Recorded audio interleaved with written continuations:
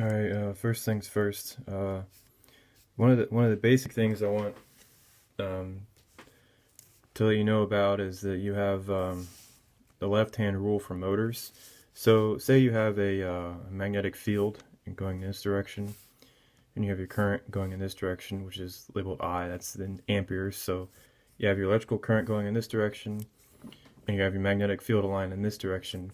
The thrust or the motion will go in this direction. So it's the left-hand rule. You can just hold your left hand up.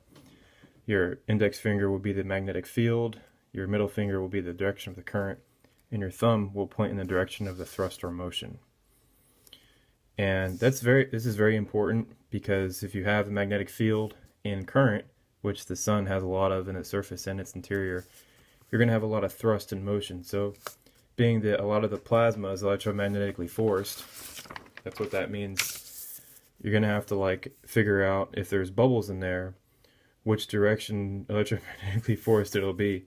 These huge convective currents can go from place to place, like huge bubbles, but actually predicting where the bubbles will be and how they're oriented is way, way beyond me.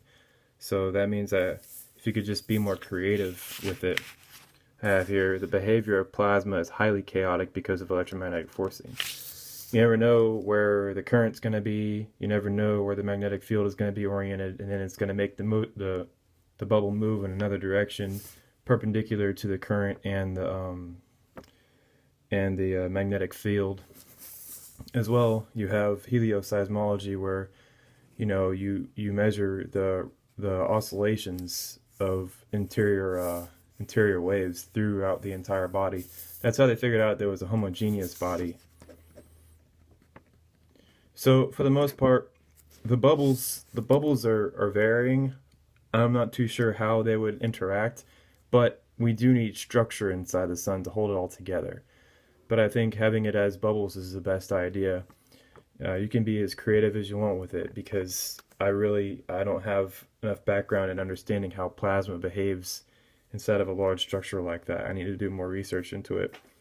But as long as you have it as being homogeneous for the most part, and as well, there's no core yet because it's too young. In this theory, the star is way too young to have formed a core. Core formation happens as it evolves and the plasma cools down and it collects in the center like a little pearl. And obviously, all the matter is lost to solar wind and solar flares, and the whole shell will, contract. But anyways, I don't think the bubbles are this big, but this is just so you can see it.